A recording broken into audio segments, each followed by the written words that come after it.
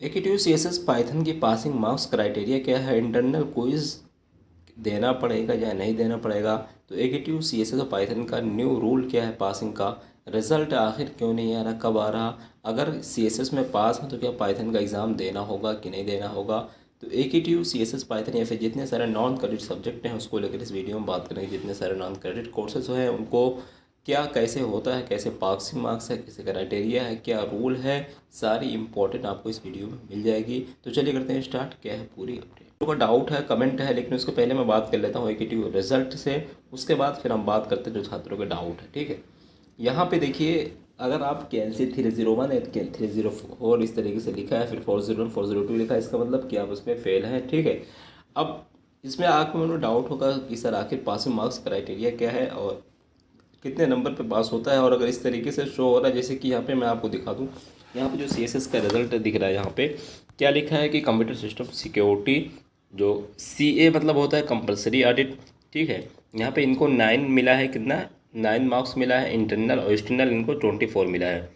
तो 24 और 9 अगर हम जोड़ के 24 36 3 33 होगा। लेकिन एक बात मैं आपको बता दूं, अगर आपका 30 मार्क्स पूरा हो जा रहा तो फिर आप पास हैं। कितना 30 मार्क्स। लेकिन इसमें दो क्राइटेरिया है, एक तो आपका टोटल 30 मार्क्स होना चाहिए और दूसरा क्राइटेरिया ये है कि ये जो 24 है ये मिनिमम 15 होना चाहिए।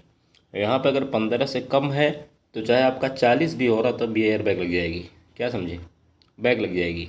ठीक है, यानी कि यहाँ पे जो एक्सटर्नल मार्क है कम से कम 15 होना चाहिए। अब उसके बाद अगर ये आपका 15 हो गया तो ठीक है, नहीं तो अगर आपका 17 18 है जो भी है, इसमें कोई दिक्कत नहीं है। और वहीं पे अगर इसका उल्टा, अगर मान लीजिए यहाँ पे 15 जो मिनिमम है, यहाँ पे अगर आप ले आए हो एग्ज़ाम में 25 ले आए हो और यहाँ पे आपका 5 है, तब भी आप पास हो जाओगे। ठीक है, लेकिन ये वाला मिनिमम ज़रूरी है, समझ गए होगे। उसी तरीके से अगर हम बात करें पाइथन प्रोग्रामिंग, तो यहाँ पे एक स्टूडेंट हैं, यहाँ पे इनका देखिए CSS में तो ये पास थे, बट इनका पाइथन में इनको इंटरनल मार्क्स तो मिला है 05 है, लेकिन एक्सटर्नल मार्क्स इनको अभी या तो अपडेट नहीं हुआ या तो इनको दिया नहीं है। ठीक है, तो इस तरीके से अगर आपकी भी कंडीशन है, क्योंकि देखिए यहाँ पे मैं इन्हीं का जो दिखाया हूँ, इन्हीं का जो थर्ड सेमेस्टर में पास है, ये इन्हीं का थर्ड सेमेस्टर में CSS में पास हैं, बट इनका जो पाइथन है उसमें बैक है। यानी CSS तो इनका क्लियर है और पाइथन इनकी बैक है। तो इस कंडीशन में अब क्या करना होगा? इस कंडीशन में अगर आपने एग्ज़ाम दिया था, आपका रिजल्ट नहीं आया है, तो परेशान होने की आवश्यकता नहीं है। अगर आपने CSS पाइथन में एग्जांपल दे रहा हूँ, वहीं पे अगर आपका जो इंडियन ट्रेडिशन है या कॉन्स्टिट्यूशन है, जो भी जितने सारे नॉन क्रेडिट सब्जेक्ट हैं, सबका यही रूल है। ठीक है, सेम सेम। ठीक है, कि CSS यानी अगर आप एक में पास हैं तो दूसरे में पास होने की आवश्यकता नहीं है। अगर आप इसमें पास हैं पाइथन में तो इसमें बैक का कोई ज़रूरी नहीं है, कोई प्रॉब्लम नहीं है। वहीं पे अगर आप इसमें इसमें आपकी बैक है तो इसमें पास हैं तब भी कोई प्रॉब्लम नहीं है। कहने का मतलब ये है, दोनों सब्जेक्ट में से एक साल में दो नॉन क्रेडिट सब्जेक्ट में से एक क्रेडिट सब्जेक्ट को आपको पास करना होगा।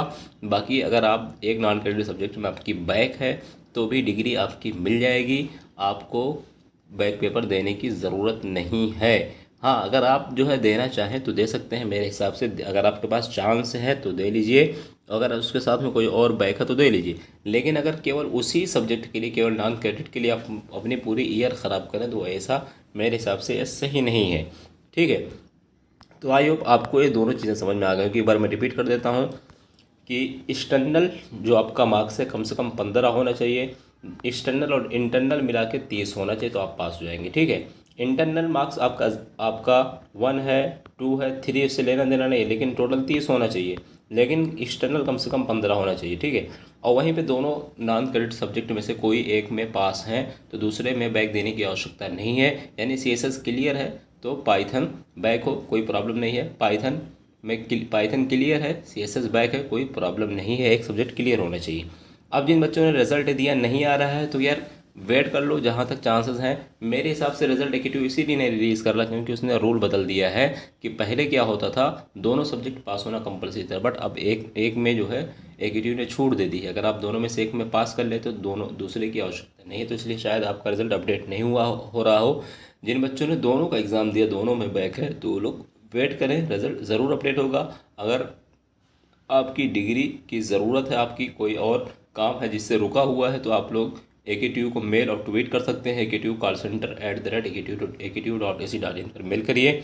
ट्वीट करने से रिप्लाई नहीं आता, मेल करने से रिप्लाई आए नहीं आए, आपका काम है केवल करना, बाकी आपका काम है वेट करना, ठीक है। अगर फिर भी रिप्लाई नहीं आया, काम भी नहीं हुआ, यानी कि आपका सही में नहीं हुआ, तो आप एकेटिव यूनिवर्सिटी ही जा सकते हैं, यही लास्ट ऑप्शन है। लेकिन अभी आप एक हफ्ता वेट कर लीजिए, क्योंकि COP रिजल्ट जो आ रहा है उसके साथ में आपका रिजल्ट भी आ सकता है।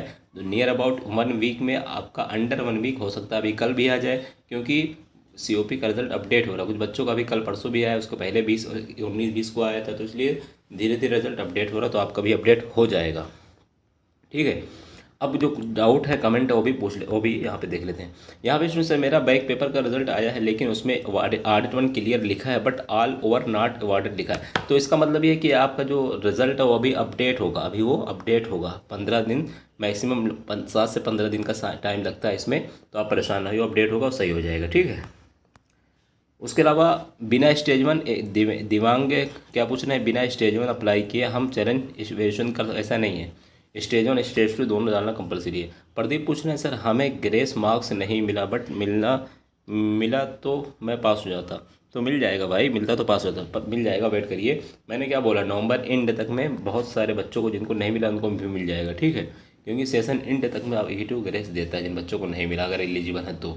विजय पूछ रहे हैं सर मेरा पाइथन में 7 नंबर आया है तो क्या होगा, प्लीज़ रिप्लाई। अगर आपका CSS क्लियर है तो पाइथन की बैग देने की आवश्यकता नहीं है, लेकिन अगर आपका CSS में बैग है तो पाइथन में भी एग्ज़ाम आपको देना ही पड़ेगा, ठीक है। तो आई होप सारे जो डाउट से क्लियर हो गए। उसके अलावा कोई और डाउट है, कोई और कमेंट है तो हमें कमेंट कर सकते हैं। और हाँ, जो ब्राइट ब्रेन 786 वाला चैनल उसको भी सब्सक्राइब कर लो, वहाँ पे भी मैं इंपॉर्टेंट वीडियोस है उसको वहाँ पे अपलोड करता हूँ, ब्राइट ब्रेन 786। तो आपको उसको भी जाके सब्सक्राइब कर लो, क्योंकि वहाँ पे आपको इंपॉर्टेंट वीडियोस आपको मिलती रहेगी। और हाँ, अगर आपका कमेंट का रिप्लाई नहीं मिलता है इस चैनल पे तो ब्राइट ब्रेन 786 पे जाइए, वहाँ पे आपको हर कमेंट का मैं रिप्लाई देने की कोशिश करता हूँ। वहाँ पे मैक्सिमम कमेंट का रिप्लाई आपको मिल जाएगा, तो वहाँ पे जो भी डाउट हो पूछ सकते हैं और वीडियो को लाइक भी कर सकते हैं। मिलते हैं नेक्स्ट वीडियो में। आई होप समझ गए होगे, तो चैनल सब्सक्राइब कर लो, वीडियो को लाइक।